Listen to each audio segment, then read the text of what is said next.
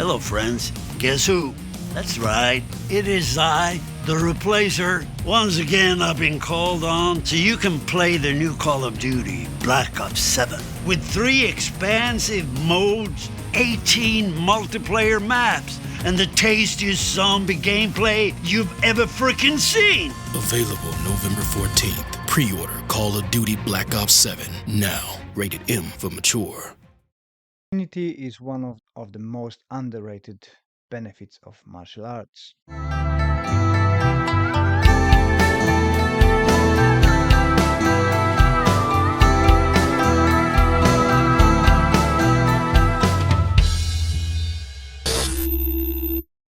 Make gifting easy with Benson Clegg.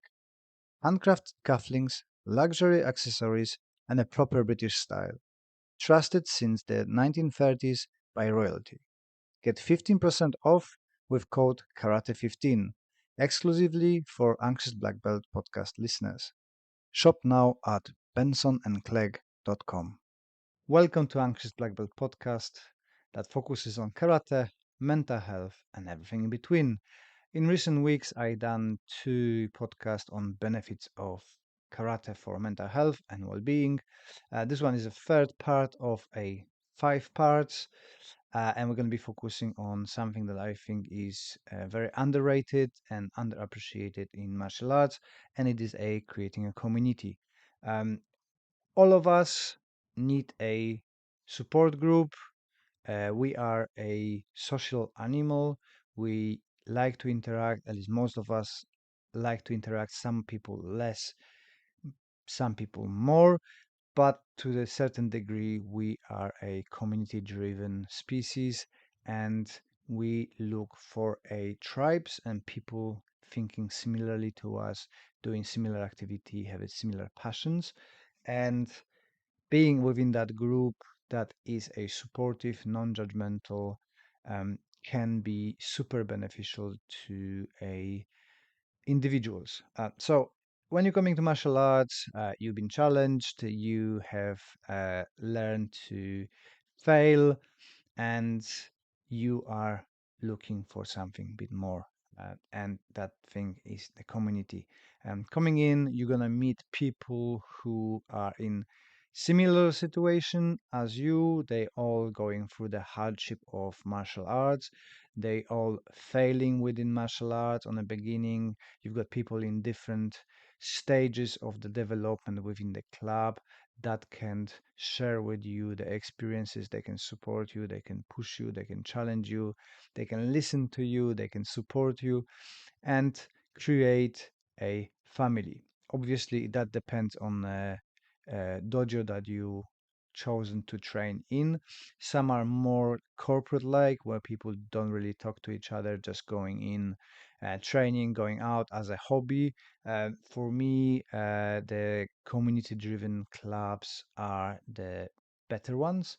That's I'm basing my opinion on the clubs that I've been part of, that I'm running, and that I like uh, to be part maybe in the future if I need to move or I'm gonna be looking for some extra training.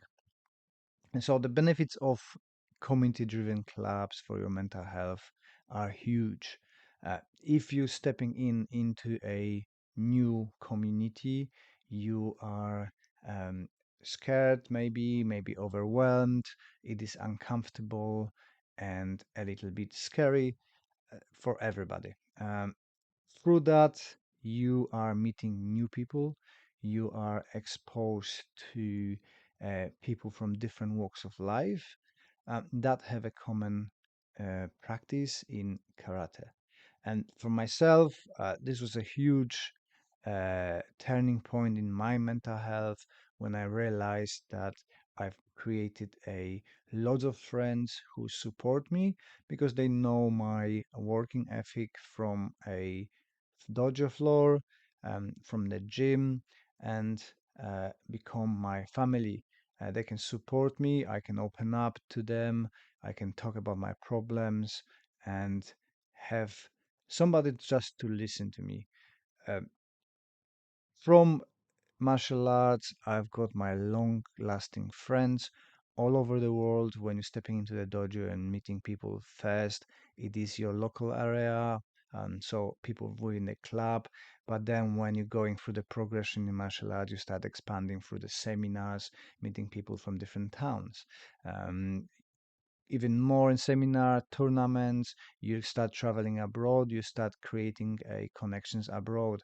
And some of my biggest friends and best friends are from abroad, and maybe I've seen them a couple of times a year, but the friendship is very strong because there's something magical about sweating in the dojo, training together, fighting together, and doing martial arts together.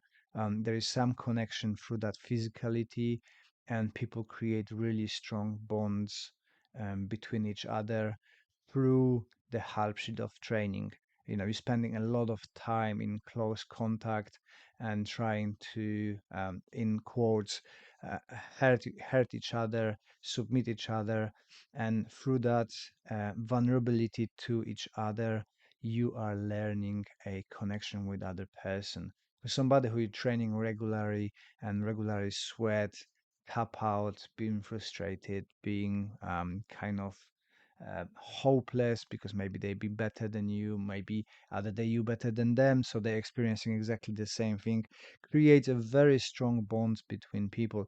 I reckon it will be something similar like in the past you had a brotherhood going into the war. You have to rely on each other, and that connection needs to be strong. That you can trust that person, and if you can trust a person with your health during the sparring, during a training, that you know that they might submit you, but they will take care of you, and they will be not trying to hurt you on purpose.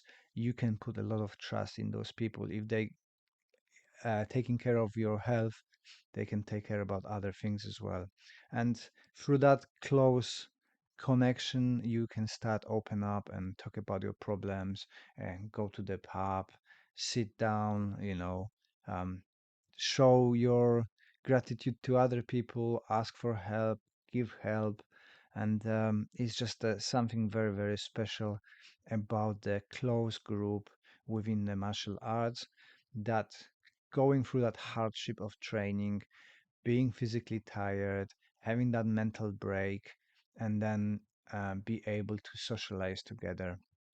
And as I said on the beginning, we are the social animals, and having a group that is fully committed to support you, it's not in only within the dojo, but you have it outside the dojo as well. People reaching out, you become really good friends. You go for a social events outside of the martial arts group, and it just becomes your extended family that is taking care of you. And for me, to the degree it is even closer than my real family, because sometimes you don't want to talk about things with your family, that with your mates you can have a discussion, have fun, have banter, and whatsoever you want.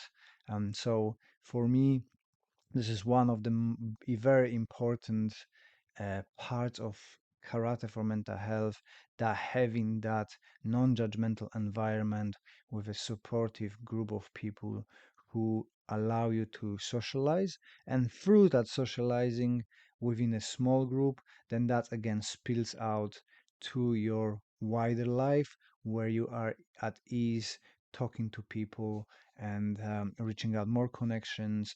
Through that challenges, you're not afraid to speak to people.